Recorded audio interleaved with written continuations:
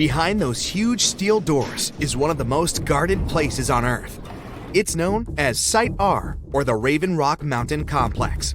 You'll find it in Pennsylvania. The construction is 60 stories underground and is said to be a safe place for people in case of a natural or human-made disaster. There's not a lot of information online about this mysterious place, but what we do know is that it's equipped with 38 communication systems. It's obviously not available for visits via Google Earth, but you can catch a quick glance at the two gates that face the complex. Vatican City is one of the most famous enclaves on Earth, and it's certainly worth a visit due to its wonderful architecture and vast list of art.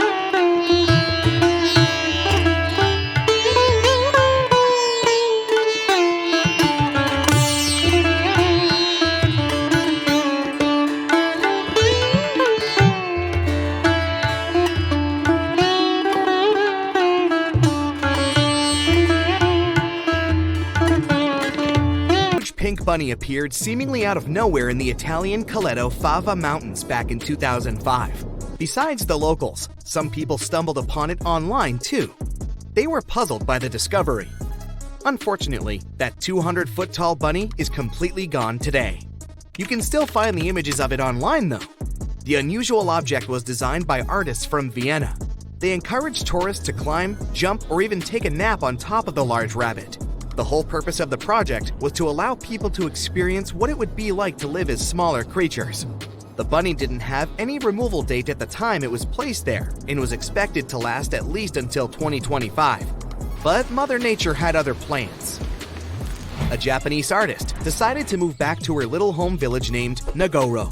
But she soon found out that most of her neighbors were moving to bigger cities.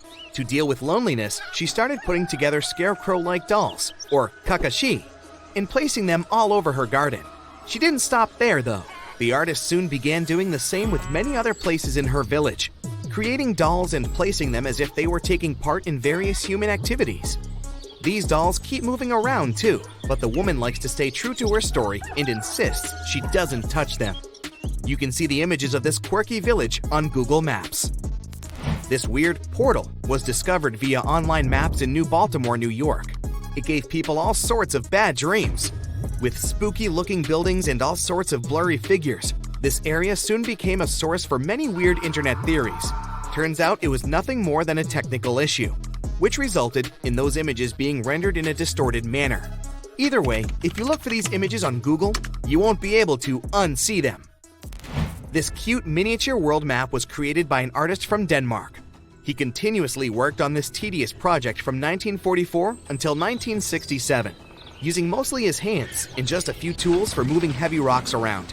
He gathered stones at the edge of the water, then recreated the map of the world on the surface of this lake. During the winter, he was able to use a sled to transport larger pieces of rock over the ice and then place them in the perfect position. Apart from the continents themselves, the map also features rivers and lakes, as well as some other famous landmarks. Care to have a look at a sea without any coasts? Search for the Sargasso Sea. You'll find it in the northern Atlantic Ocean. This weird sea is surrounded by 4 ocean currents and no dry land at all. It got its name from the seaweed that grows there, sargassum. Fingerprints on the lens of a satellite camera? You may be tricked into thinking this if you search for the Finger Maze. It's located in the city of Brighton, UK, and is a large fingerprint created in Hove Park. It also has a maze at the center. It can be really hard and time-consuming to look for wild animals on Google Earth. But the Geo browser does have a nice feature that can help if you're eager to see hippos and flamingos in their natural habitat. Try Googling animals from above and start scrolling through these images. This unique feature can take you from Kenya to Namibia and even all the way to Antarctica, where you can see emperor penguins. There are some places on Google Maps that, for specific reasons, aren't available for the online public, like the Royal Palace in Amsterdam. If you head over there via Google Earth, you'll see that everything around the Dutch Royal Palace is still visible, like the vegetation and roads, but the construction itself is blurred from all angles. That's probably because local authorities want to keep the unique views of the palace for the eyes of physical visitors only. The same goes for the Tantaco National Park in Chile. This one is a privately owned nature reserve that can only be seen on Google Maps from a distance. Once you reach a certain point, the zoom feature stops working. Some people say that since it's a nature preserve, it may be home to some endangered species, and extreme measures are taken for their protection. You know how a certain brand of fried chicken has a certain kernel on their logo? Yeah, you won't see any of these logos in high resolution on Google Maps. That's because the online map uses specific algorithms to detect people's faces and blur them out. As you can see, it's not always really that accurate. It's called Snake Island, and the Brazilian authorities prohibit people from visiting it. For good reason. You'll find the island near the city of Sao Paulo in Brazil. It's said to be home to over 4,000 snakes. Some of the most venomous types of reptiles on Earth call this place home. If that's not creepy enough, how about that some of them are so dangerous that a small drop of their venom can permanently damage the human skin? You can see the shape of the island on Google Earth, but the more you zoom in, the blurrier it becomes. Here's another cool thing you can do on Google Earth: time travel. Well, at least sort of. You won't be able to travel back in time and tell yourself to study more for that tricky exam, but you can see certain historical images of places you like. You can check if this feature works by looking at the upper left corner of the screen. If you can see a small icon with a clock, it may allow you to scroll some years back. But you can also see how sunlight affects Earth if you turn on the sunlight feature. They used to call this island the Paris of the East, mostly because it had beautiful buildings with large gardens and impressive stone archways. But now, it's nothing like it used to be, with all the architecture almost entirely covered in tree roots and vines. Ross Island is a small territory in the Indian Ocean. It's located east of the Indian city of Port Blair. Though initially thought of as a jail, Ross Island eventually became a luxurious resort for the local administrators. They called this island a real treat for its more privileged residents. It boasted opulent bungalows, stained glass window panels brought all the way from Italy, neatly kept gardens, tennis courts, and even swimming pools. Soon after the complex was closed in 1937, a powerful earthquake hit the island. It caused a lot of damage, making it even more uninhabitable. The island is now in the administration of India and has become a tourist attraction for people interested in abandoned towns. Pieces of German architecture still lie hidden in the Namibian desert. The city of Kolmanskop, Namibia, was a luxury location at its peak in the early 1900s when German workers settled here looking for diamonds. This abandoned town used to have everything from a ballroom to a hospital and even a bowling alley. It all started to decline somewhere in the late 1910s when another diamond-packed location was found nearby. So, most of the people living here moved, leaving everything behind in search of more money. Kolmanskop has since been slowly occupied by sand dunes, while the hot temperature and low moisture help to preserve the buildings. This ghost town is also available for visitors. If it sounds interesting, you can book a tour in the nearby town of Lüderitz. Another abandoned castle dominates the view in Krakow, a city in Italy. The whole village sits atop a cliff that's 1,312 feet high. The founders liked this location since they knew it would be easy to defend themselves from unwanted guests. But the castle, built in the 1300s, soon became overwhelmed by landslides and earthquakes. Even though it has no residents anymore, the medieval city often comes alive during the various local festivals that take place here in the summer months. The locals also offer tours and tell amazing stories about the location. One of the highlights of the tour is a statue that seemingly came out of nowhere and now lies in a body of water. Hidden away in the Montana mountains, Garnet Ghost Town tells the well-known American story of the West's gold rush. The town's history goes back to the 1890s, when they found a lot of gold in the Nancy Hanks mine. During its glory days, Garnet had almost 1,000 residents. Even though it's in a relatively secluded location, it had saloons, hotels, stores, a school, and other features of a regular little town. In 1905, when most of the gold had already been taken away, most mines were left behind, so only a couple of hundred residents stayed in Garnet. The final straw came in 1912, when a fire damaged most of the town's buildings. So, by the 1940s, Garnet was completely abandoned. It soon became a hotspot for treasure hunters looking for furnishings and artifacts. That was until a preservation campaign started in the 1970s.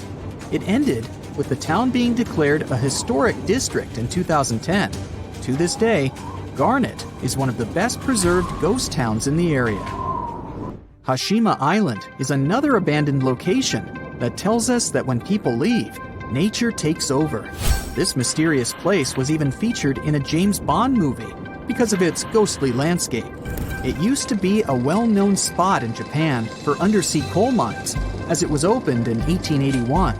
In 1959, at its peak, there were over 5,000 people living here, including mine workers and their families. As soon as the mines started going dry, sometime in 1970, people started to slowly depart the island, leaving it completely abandoned in 3 months. Even though nobody lives there these days, there are a lot of tourists here that drop off to wander around the abandoned homes, swimming pools, stores, and factories. Another town that started with a mining company back in 1881 is Calico, California. People discovered the location was packed with silver, so it soon became home to over 500 silver mines and 3,000 residents. It used to feature hotels, general stores, restaurants, and a school. There was even a local newspaper printed here called the Calico Print. But by 1986, the town had become empty. One of the former locals decided to buy it and began its restoration, making it a registered historical landmark. It even has a museum of the Old West available for tourists. One of the most interesting attractions that were rebuilt is the 1-mile-long Calico and Odessa Railroad. It currently goes through the steep canyons and hills, and even passes the old mines and buildings north of Calico. Approximately 1/3 of the town is original, while the rest consists of newer buildings that are replicas meant to recreate the spirit of its past. If you're a fan of cars, you might have heard of Henry Ford as the famous American industrialist who founded the Ford Motor Company in 1903. But in 1927, he began working on another one of his ambitious dreams, Fordlandia. It was supposed to be a massive rubber plantation located near the Tapajos River in Brazil, since he needed a reliable source of rubber for his car tires and hoses. His vision was to design a town complete with swimming pools, a golf course, living bungalows, and even weekly square dancing sessions for the locals.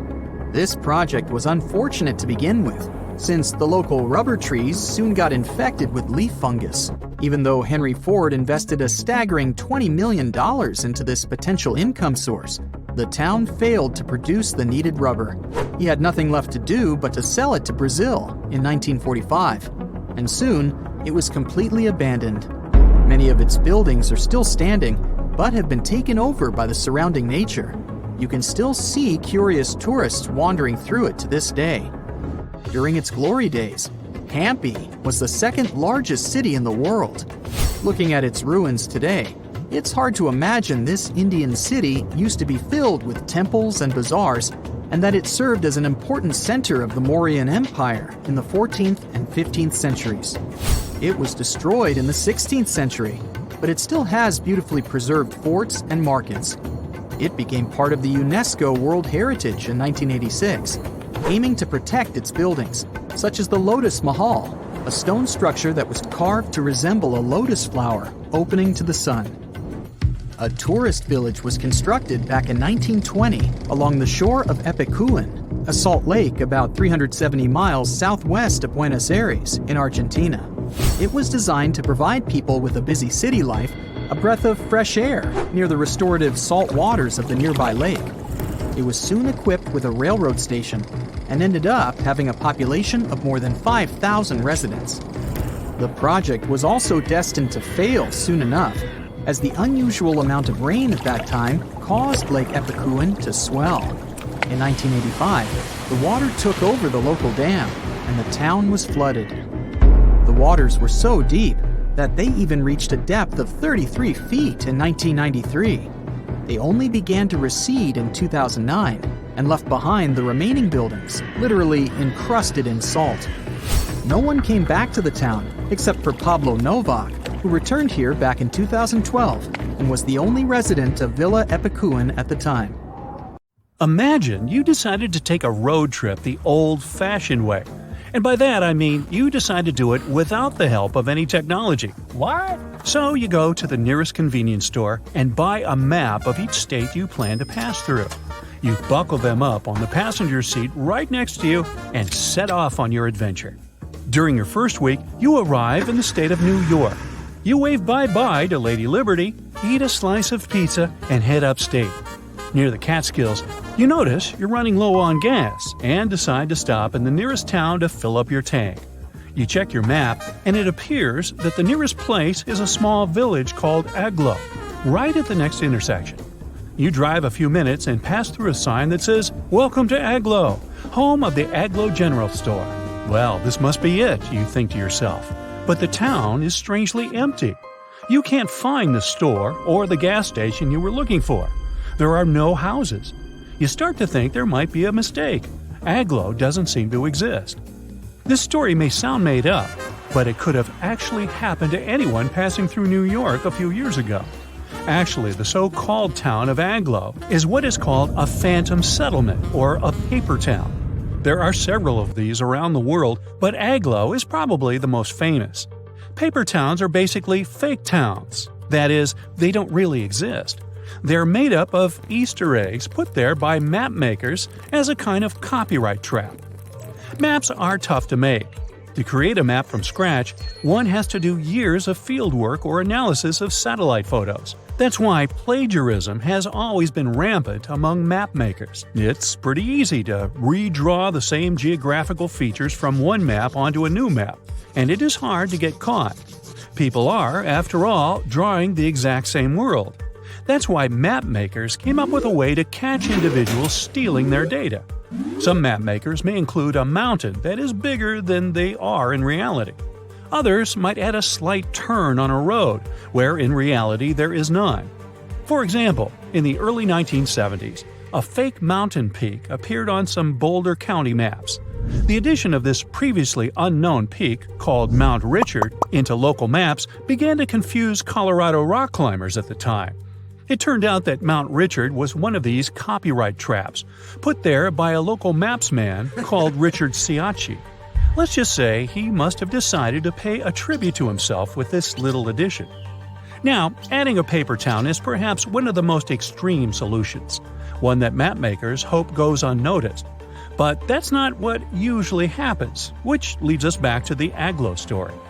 Mapmakers Ernest Alpertz and Otto Lindbergh from the CDG, General Drafting Corporation, were part of the largest map publishers of the 1930s. Back then, the company was commissioned to create a map of the state of New York. That's when the two men had an idea. In order to prevent copyright infringement, they would create a phantom settlement combining parts of their names together. They came up with the strange name Aglo and added the fake town along Route 206 near the water reservoir of Catskills in upstate New York. The area was supposed to be, in reality, a dirt road.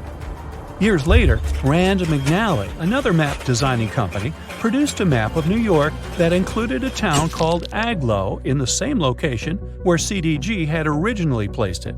Lindbergh was convinced that he had a copyright case against his competitor, but the story just kept getting more complicated.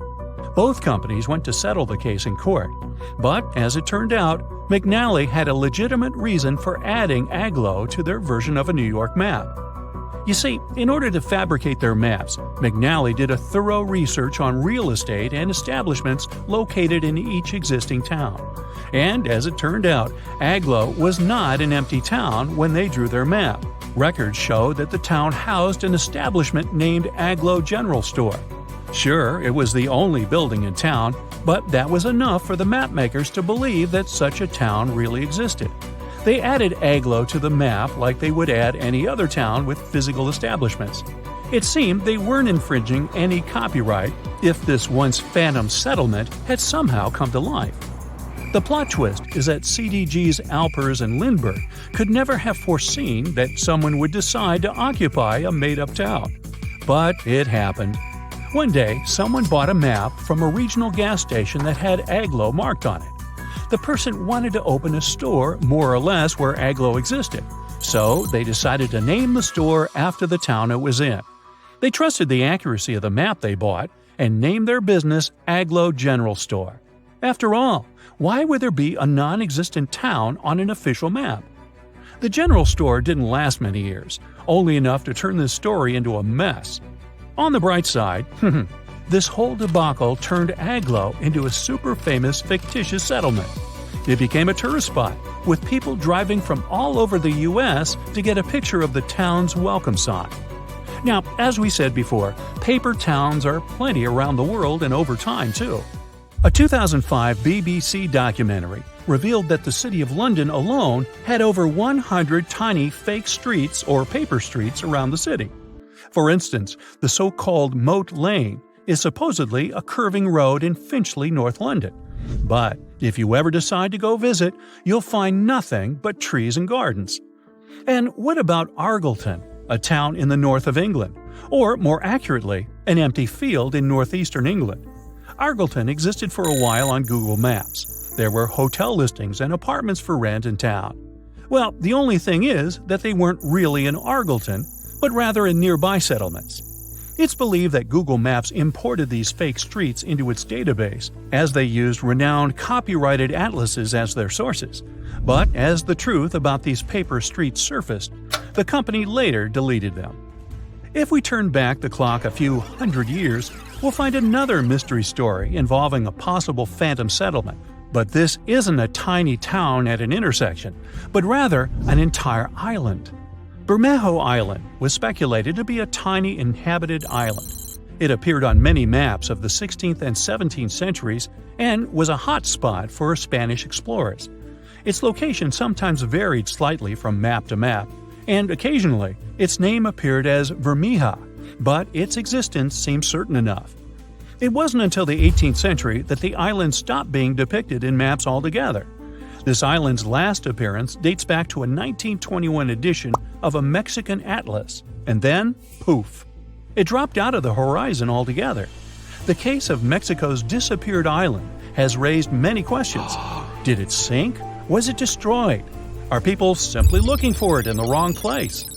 3 official investigations took place in 2009 to locate the island. They used high-end technologies, scouring Mexico's oceans and seabeds. Yet, Bermeja remained nowhere to be found. One can't help but wonder if the island ever existed at all. Similar to modern-day mapmakers, 16th and 17th century mapmakers had their way to trick map users. Instead of copyright traps, these fake towns or even fake islands served as a way to fool and confuse enemies and unwanted voyagers. Since a long time has gone by, it's hard to know whether Bermeja was just another phantom settlement. It stopped being depicted on maps, but this mysterious case still leaves people baffled and confused. It was April 10, 1912. Richard had just departed from Southampton, England, aboard the most famous ship of the time, dubbed the Unsinkable. Since he had just witnessed a near collision with the SS City of New York, he decided to write to his wife and report the unfortunate and frightening event. "My dearest Sal," he wrote, "we got away yesterday after a lot of trouble." Little did he know that a mere 4 days later, both his pen and the ship he was on would be lost forever at the bottom of the North Atlantic Ocean. Was this some sort of bad omen? Did Richard actually foresee what was about to happen to the ship he was on? In case you haven't figured it out by now, Mr. Richard Geddes was aboard the Titanic on the day that he wrote the letter to his wife. On April 14, 1912, the ship seemed to have been lost forever. Along with it, so many secrets and treasures have settled at the bottom of the ocean. It took until 1985 for the Titanic's wreck to be finally rediscovered using state-of-the-art sonar technology. Ever since then, they've managed to recover thousands of items from the Titanic, and many of them went on display or auction.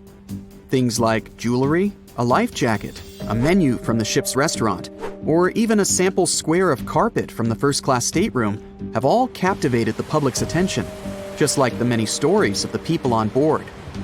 Scientists have even tried to come up with strategies to get the Titanic back up altogether to properly study it and stop it from getting more and more damaged at the bottom of the ocean. Some have suggested filling the wreck with ping pong balls to make it float, while others even considered injecting it with 180,000 tons of Vaseline. Another idea was to use 450,000 tons of liquid nitrogen to trap it in an iceberg that would float to the surface. But they eventually had to let go of all these potential strategies since the Titanic is way too fragile to ever be recovered. The Titanic may be one of the most interesting ships lying at the bottom of the ocean, at least in popular culture, but deep-sea divers have a lot of other stories to share. Planes also sometimes find their way to the bottom of the ocean. Deep-sea divers in Oahu, Hawaii, came across the wreckage of an F-4U Corsair plane. It seems to have crashed into the ocean in 1946, as it didn't have sufficient fuel. If you can dive deep enough, you might even stumble upon statues and lost artifacts, like those found in the world's only underwater archaeological park off the coast of Naples, Italy. It features the ruins of the ancient Roman city of Baia. The underwater statues found here are breathtaking, to say the least. In an ironic twist of events, some of the equipment we intended to use to get us to the moon was lost at the bottom of the sea for a very long time. But how did that happen? Beginning from the late 1960s and ending in the early 70s, many Apollo rockets were launched to orbit the Earth and the Moon. When reaching altitudes of about 38 miles, the first portion of the spacecraft, including the engines, needed to separate. People thought these components got destroyed or lost forever. But were they really? In 2012, a team of specialists discovered a bunch of rocket engines 14,000 feet off the coast of Florida. They have since gone through a 2-year renovation plan and are now on display at Seattle's Museum of Flight. Can you imagine stumbling upon a whole city underwater? Back in 2001, a lost city was discovered in the Gulf of Cambay, off the coast of India. Some archaeologists believe it to be the oldest city in history. By comparison, it's almost the size of Manhattan and features massive walls and even plazas. They stumbled upon pieces of sculpture, artwork, and even what looked like ancient wooden furniture, believed to date back up to 9,500 years ago and 5,000 years older than any city previously discovered. Okay, how about an underwater river? I can't even imagine what that would look like, but some deep divers claim to have seen it south of Tulum, Mexico. Is that even possible? Well, not really, since the Cenote Angelita Cave is not a true river, but a very special type of optical illusion. It's formed by a halocline, meaning a cloud of hydrogen sulfide at the bottom of this underwater cave. Turns out you can actually swim right through this cloud, which makes you feel like you're swimming through a flowing body of water. Not all things discovered underwater are inanimate objects. Some of them are actually quite scary sea creatures. A jellyfish might not be on your list of things to look out for if you can avoid the stings. But this giant one, also known as a lion's mane jellyfish, is the largest known species of its kind. In all fairness, you'll only uncover it if you happen to dive into the waters of the Arctic, Northern Atlantic, and Northern Pacific Oceans. You surely won't miss it, since it stretches across 120 feet from the top to the bottom of its tentacles. When it comes to deep-sea diving, a lot of people are looking to discover some lost treasure. One diver was lucky enough to have hit the literal jackpot when he came upon nearly $1 million worth of treasure on the bottom of the seabed. That was back in 2015, when this lucky diver was swimming just off the coast of Florida. What did he find, you might ask? Well, about 51 gold coins, 40 feet of gold chain, and a rare single coin that was tailored for the King of Spain, Philip V. Speaking of people looking for lost treasures, divers also sometimes found pirate ships. They discovered one of these pirate shipwrecks in 2015 off the coast of Colombia. It dates back to the 18th century. The value of this forgotten ship was estimated to be between $4 billion and $17 billion, as it contained treasures, precious stones, gold, and countless other really valuable items. By comparison, a whole island in the Bahamas is up for grabs at $75 million. A computer is the last thing you'd ever expect to discover underwater, right? And this was no regular computer, but an ancient one. And yet, someone stumbled upon it between 1900 and 1901 on the spot of a shipwreck located off one Greek island. Researchers believe this weird stone contraption to be the earliest form of a computer. It was designed to serve many purposes, such as predicting astronomical positions and eclipses on the calendar. Since humanity lost most of the technology used back then, it was wonderful to rediscover it so many years later. It let us piece together many of the ancient Greeks' accomplishments. The computer is now at the National Archaeological Museum of Athens, should you ever want to check it out in person. This has to be one of the most mysterious places on Earth. It's called the Mariana Trench, and it's the deepest part of the Earth's oceans. We really don't know how deep it is, since it's so difficult to measure. But it's somewhere around 7 miles deep and 5 times longer than the Grand Canyon. They first studied this massive underwater hole back in 1875 using a weighted rope. Back in 2012, a Canadian film director named James Cameron reached the bottom of the trench in the submersible vessel Deep Sea Challenger. Some of the most bizarre creatures on the planet call this place their home, including the Dumbo octopus, the sea cucumber, and the goblin shark. The Mariana Trench took its name after the nearby Mariana Islands, which are named Las Marianas in honor of the Spanish Queen Mariana of Austria. Have you ever wondered how cool buildings of the future are going to look? Well, hold on tight, because artificial intelligence is here to revolutionize the world of architecture. AI is a great sidekick. It can give the architects incredible new tools to create mind-blowing structures that are not only stunning, but also eco-friendly and super efficient. So let's check what our beautiful future might look like. First of all, you know how cities can get crazy busy and overwhelming, right? Well, guess what? AI is here to save the day and make our cities super smart. Imagine you're cruising down the road in your flying car. Yes, we'll have those. Thanks to AI, the traffic flows like a dream. No more endless gridlock. The city knows where the most likely crime spots are and takes proactive steps to keep us safe. It's like having superheroes on every corner. And hey, forget about trash piling up. AI makes sure waste is managed efficiently, keeping our city clean and fresh.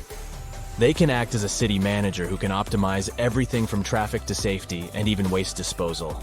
They can analyze tons of data from all sorts of places like sensors and social media. With all that information, they can help city planners make brilliant decisions that make our lives better. Okay, so you stroll down the street, and your eyes are instantly captivated by an extraordinary building. Its futuristic curves and features make it stand out from the rest. And it not only catches your eye, but also gives Mother Nature a high five. You might think it was designed by a genius architect, but little do you know it was actually a collaboration between humans and artificial intelligence. Imagine having a super smart design buddy who can whip up thousands of incredible building ideas in a blink of an eye. That's what AI-assisted design software does for architects. It can generate and assess a ton of design options. They take into account stuff like the best materials to use and the perfect placement for the building. Also, by analyzing data and crunching numbers, algorithms can help optimize the building's design. They can ensure it minimizes energy usage, conserves water, and manages waste like a pro. Every building strives to reduce costs, save energy, and promote a better world. The result? Architectural masterpieces that are both jaw-droppingly beautiful and super practical. The cityscape of the future will be dotted with these awe-inspiring structures. Oh, but that wasn't impressive enough for you? Well, how about a stunning, futuristic building that seems to defy gravity? It's not made of traditional bricks and mortar, oh no! This marvel was created using the powers of 3D printing. With the help of AI, architects designed every intricate detail and fed all the important data, like what materials to use and how the site conditions might affect the structure. AI algorithms worked their magic to optimize the design, making it both breathtakingly beautiful and rock solid. 3D printing is basically like having a magical machine that can create awesome structures straight out of a sci-fi movie, and AI jumps in to make sure these structures are not just pretty, but also strong. In the city of the future, 3D printing will become the ultimate architect's tool. It will allow them to create structures that were once impossible to build. From mind-bending shapes to intricate details, the possibilities are endless. But AI isn't just making buildings look great, it also makes them efficient and cozy. Let's say you step into a futuristic office building, and voila! The lights automatically adjust to match your mood, and the temperature is set perfectly for you. These futuristic buildings are capable of sensing and responding to their surroundings, just like you do. They control the lighting, keeping it just right for the time of day. They manage the temperature, so it's always cozy and comfortable. They even keep a watchful eye on security and fix small issues before they become big headaches. So, the smart building knows when people come and go, so it optimizes energy usage accordingly, saving the planet and some cash along the way. Now the cool thing is, all these aren't the only possibilities. How about turning skyscrapers into a vertical forest? Recently, an architect from India got super excited about the power of artificial intelligence. So, he decided to team up with an image bot called Midjourney to create a vision for the future. But instead of a dull, robotic world, they aimed for something spectacular. With text prompts like utopian technology and futuristic towers, the architect and AI got to work. Guess what? Midjourney didn't disappoint. It conjured up a world where buildings were covered in lush vertical forests and adorned with shapes inspired by nature. They wanted to create a sustainable future that harmonized with the environment. The architect, Manas Bhatia, is super positive about AI's potential. He doesn't see it as a threat to his job, but as a powerful tool for positive change. He envisions a future where architects and AI collaborate to make breathtaking designs. In his project, Bhatia even asked the AI to imagine symbiotic and hollowed structures, and it responded with pictures of apartments nestled within hollowed-out trees. Imagine a world where the building itself becomes a living, breathing part of nature. Well, Bhatia believes that nature should play a big role in architecture. He loves designing structures that embrace nature's beauty and functionality. From buildings built around trees to facades that regulate temperature, he's all about blending architecture with the natural world. With architects like Bhatia and the superpowers of AI, the future of cities is going to be amazing. So get ready to step into a world where nature and technology coexist in perfect harmony. It's a dream we can't wait to see come true. Or, if you're not a big fan of trees, how about this? Skyscrapers that aren't made of solid bricks, but instead, they're inflatable wonders. Zumo, an architectural practice in Barcelona, used the magic of AI to bring these wobbly structures to life. These inflatable superstructures rise above future cities like illuminated balloons in the sky. Here's the best part. These inflatable buildings have sustainability superpowers. You can pump them up to towering heights, flatten them for easy transportation, and rebuild them wherever they're needed. Plus, they're powered by renewable energy, reducing their impact on the environment. Pretty cool, right? Phew, the future is zooming toward us like a rocket. Artificial intelligence can become the secret sauce that makes architects' work extra special. But hey, with great power comes great responsibility. We need to use AI wisely and ethically. For now, we don't have to worry about machines replacing architects. Artificial intelligence still needs a human hand, or else we might end up with buildings that look like mashed up bananas or ice cream cones, unless that's your thing. In addition, humans have one important advantage. They, well, are humans. We need to keep in mind that artificial intelligence doesn't have emotional intelligence. It's a brainy genius, but it can't fully understand the feelings and vibes we humans crave in our spaces. So we must remember to infuse our designs with that human touch, those warm and fuzzy elements that make us go, "Ah, I feel right at home." And let's not forget that AI is still learning. It's basically just taking its first steps, and we need to be patient and give it time to grow. Rushing things too quickly could lead to wonky designs or buildings that look like a jumbled puzzle. This might look cool if you like avant-garde architecture, but for regular folk, no thanks. So, as the future unfolds at warp speed, let's embrace the wonders of AI in architecture. But let's also remember to balance its brilliance with our own human touch. Together, we can create a future where buildings are not just functional, but also filled with heart and soul. It's an adventure that's out of this. Wow, looky here. It's New York City, the Big Apple, the city that never sleeps. Hong Kong on the Hudson, the greatest city in the world. New York, New York, the city so nice they named it twice. Alright, I'll stop. You thought you knew this city so well, but underneath all that glitz and glamour is a facade, literally. New York is populated with some of the most iconic urban buildings in the world and home to some of the most unique and famous towers. Who would have known that New York was a front for fake buildings? And the cool thing is that there are plenty to search for. Okay, I'm adding that to my bucket list. So the question is, why do they put these fake buildings all over New York? The city is one of the most vibrant places in the world and requires many infrastructures to keep the city in motion. That means having many industrial structures and buildings in every major district. New York is charming for the design and the buildings. Imagine having industrial structures right next to your favorite pizza parlor or hot dog stand. The designers thought ahead and decided to disguise those industrial infrastructures as fake buildings. They blend with the city so well that they don't stand out. They look like your good old apartment or housing unit with a front door, real-life windows, and even charming balconies where people would hang out. The only thing is that there's nothing behind the facade and no one is allowed inside. So, where in the world can you find these fake buildings? For starters, one of the most popular fake buildings is in Brooklyn. At 58 Joralemon Street, you can find a very typical neighborhood. But between the buildings stands a brick building with a slightly deeper shade than the rest. It has bright open windows that blend in with the rest of the buildings in the neighborhood, except that they're blacked out. At first glance, you might not think of it as anything, but if you pay close attention, the building looks like a glitch from a video game. It was built in 1847, way before New York was considered glamorous. Originally, it was meant to be a regular building, but in 1908, they converted it into a fake building. Don't think you can just try to break in. Even if you could, it's pointless, because it's part of a ventilation fan for the subway. It also serves as an emergency exit for some of the surrounding buildings. Actually, throughout New York, many fake buildings exist to disguise the subway vents for the smoke to escape. All the way to 415 Bruckner Boulevard, the Bronx, this townhouse was designed by the Switzer Group, which is an interior architect company.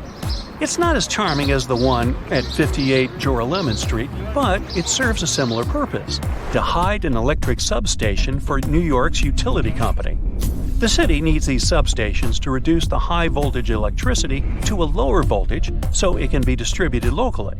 Having a building like this popping out of the middle of your neighborhood isn't exactly the smartest way to attract people to the Bronx. That's why the fake townhouse facade is the perfect camouflage. Now, some of these fake buildings don't really hit the mark and stick out like a sore thumb.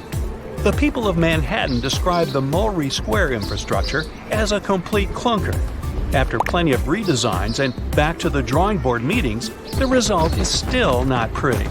The locals compare it to a concrete box. They created windows without glass, which doesn't allow the building to blend in with the rest of the neighborhood. But it beats a typical subway ventilation plant either way.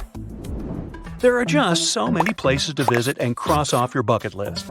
But if you live in China, you can literally stay in the country and visit many iconic cities around the world.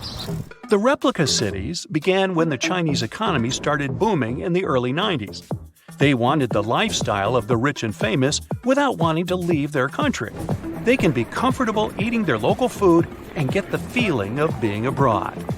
The Chinese province of Guangdong has an identical copy of the historical Australian alpine village Hallstatt. The real Hallstatt is centuries old and one of the most charming places to discover. The local people of Hallstatt also had no idea that their home was being built in China. Some people thought that this was controversial, probably because it cost around $940 million to build it. Paris is undoubtedly one of the most charming cities you could ever visit. Its rich history and vibrant culture are enough to catch the first plane to go there. For residents of Tianducheng, that's something they can do anytime they want. The city is also known as Sky City and has a replica of the Eiffel Tower that looks eerily like the iconic one in Paris and built buildings to match the city's visual charm. One of the main things that will break the charm is the farmland surrounding the city. There's barely anyone there, and the streets are always empty, very un-Paris-like. Still, you can find some nice fountains and statues scattered along the streets to give it some spirit. There's laundry hung everywhere, even on the trees. The picturesque fountains are dry and many apartments are empty. Only a few stores are open for business. Even though this looks like a fake city, it's quite real. Some people live here because it's more affordable than other places. 2 hours away from this town is another version of Paris's Pont Alexandre III and a carbon copy of London's Tower Bridge, but with 4 towers instead of 2. Hey, such a bargain! You can also visit the closest thing to Italy, but this time you can go shopping. Florentia Village is an outlet mall that offers an array of shops to lose yourself. The good thing is that this was built by an Italian developer to capture the essence of an Italian village. It has fountains, canals, and mosaics for proper aesthetics. It began in 2011 and has more than 200 shops with many Italian brands and British, US, and Chinese brands as well. The place is so popular that it gets between 10,000 and 25,000 visitors per day. China also has other replica towns that put you in a mini Manhattan called the Yujiapu Financial District. The developer's goal was to make this place the financial center of the world. It was complete with the right landmarks, like the Rockefeller and Lincoln Centers, but the project was halted in 2019, leaving it mainly empty. You can find a typical English town with cobbled streets, Victorian homes, and restaurants that make Thames Town. This place was meant to recreate a European lifestyle fantasy without leaving Shanghai. China also has a Dutch town that has some elements of Amsterdam with windmills and famous canals. They even decided to copy some of the landmarks, like the Netherlands Maritime Museum. Here's a bonus story of Lebanon's thinnest building built out of a dispute. It's the story of 2 brothers who both inherited unequal plots of land. One of the brothers happened to get a very thin plot of land and couldn't help but be jealous of his brother's nice plot of land. He wasn't pleased. Both of the lands overlooked the Mediterranean Sea in a lively neighborhood of Beirut. So it's no wonder that both brothers couldn't agree on how they should develop their lands. It was obvious that the brother with the most land could build a proper building. The other brother had to improvise. He decided to obstruct his brother's property by constructing a thin building enough to only fit 14 feet at its widest and 2 feet at its most narrow. It was constructed in 1954, and the locals of the area know it as the Grudge. The crazy thing is that the place was once habitable with many visitors enjoying their stay. It's not easy to live there, but it's part of living the experience. The building is still standing, but is empty. Wow, every morning 8.5 million people wake up in New York City. But the Big Apple doesn't belong only to humans. This is the city of ants. There are 17 billion of them here. They live in houses, hide in the grass, crawl under asphalt, and climb trees. For every New Yorker, there's a sneaker box filled with ants. City ants are more fortunate than their forest cousins. They don't have any need to look for food. Millions of people leave behind tons of hot dog crumbs, pizza slices, and coffee drips. Insects just have to wait for a lunch break in an office building. Then they gather around benches in the park or cafe tables. A lot of food is waiting for them there. Over 1 billion. That's how many ants are running through the streets and parks of Manhattan. And in this ocean of insects, Scientists have been able to spot tiny reddish-brown creatures. These insects don't fit into any of the 13,000 ant species known to science. They're unique and only live in Manhattan. Their kingdom is between 63rd and 76th Streets. Scientists don't know how long the Manhattans have evolved in isolation. They arrived in the U.S. on ships from Europe and were cut off from the rest of the city's infrastructure. But why go anywhere else if there's enough food? The Manhattan loves fast food, especially corn syrup. Because of such a diet, the insect's body has an increased carbon content. This isn't a problem for the ant, though. Carbon helps it adapt to the dry, warm weather of the concrete jungle. Around 20% of New York City is parks and green spaces. White-footed mice live in these places. Scientists have found out that the mice that live in New York have evolved. They're different from their village relatives. These changes are genetical. It's caused by the diet of white-footed rodents that feed on human food waste. For example, New York mice need enlarged livers to process fatty acids from fast food. Central Park in New York is almost twice the size of the Principality of Monaco. A unique centipede is only found in this green area. The creature, called Hoffman's dwarf centipede, doesn't grow any longer than 0.4 inches. It lives in heaps of dry plants and runs on 41 pairs of legs. This crustacean, measuring only a bit more than 0.3 inches, is called the Socorro isopod. It's one of the rarest animals on the planet. The creature can only be found in a small thermal spring near Socorro, New Mexico. The isopod lives in the water as warm as 90 degrees Fahrenheit and covered with a layer of algae. These are ideal conditions for the creature. To get to Mobile Cave, you'd have to rappel 65 feet down. That's the height of a 4-story building. After that, you'd crawl through narrow passages and swim along a canal with cold water. Sunlight can't get into the cave. The air is poisoned by vapors of ammonia and hydrogen sulfide. This extreme place has been isolated from the outside world for 5.5 million years. A unique ecosystem has formed in this toxic atmosphere. Of all the animals that live there, 33 species of millipedes, scorpions, spiders, and leeches can't be found anywhere else on Earth. These creatures are mostly blind and colorless. Well, why would you need eyes and disguise if you live in complete darkness? Mobile's coolest guy is the venomous centipede. Scientists have nicknamed this animal the king of the cave. It doesn't grow more than 2 inches, but for this world, it's a giant. The blind salamander would feel great in the company of strange animals from Mobile, but these little monsters are separated by the ocean and thousands of miles. The Mobile Cave is located in Romania, where these beauties live only in Texas. Their home is an underground body of water in the San Marcos area. These salamanders grow to be 5 inches long. The name makes it pretty clear that the animal is blind. It does have eyes, but they're pretty much useless. This doesn't stop the salamander from being a skilled snail and shrimp hunter. It senses other animals by feeling the underwater waves they create while moving. The Scottish wildcat lives in the north of Scotland. This animal is different from domestic cats, which love sleeping on the couch. Unlike them, it's a perfect hunter. The creature is 25% larger than the average cat. It's muscular and long-legged. The wildcat's tail is blunt and fluffy, covered in black rings with a black tip on the end. The quokka is called the world's happiest animal. Just look at its smile. This fluffy animal seems to always be ready for a photo shoot. Quokkas are only found in Australia. Around 10,000 animals live on Rottnest Island and several other locations. The creature's cute smile is an evolutionary trait. An open mouth helps it breathe and regulates its body temperature. Oh, by the way, if you try to feed a quokka, you'll have to pay a fine of more than $200. This baby will feel comfortable even if you put it on your little finger. The animal lives only on the island of Madagascar. Scientists have found just 2 tiny reptiles, a male and a female. The researchers have named the nano-chameleon Brookesia nana. It's a mystery to them why it doesn't grow larger than a sunflower seed.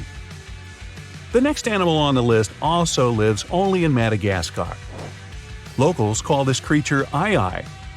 The unusual lemur spends most of its life in trees and leads a nocturnal lifestyle. This might explain why it looks so tired. Even though the Ai is a lemur, its teeth are like those of a rodent. Its claws resemble sloth's claws, and its body looks like that of a monkey. The animal's fingers and toes are especially frightening. They're long and thin, with pointy claws. Get equipped for any season with brand new Brightside merch. Click the link and grab your print. This is a giraffe with its trademark long neck. A zebra is grazing nearby.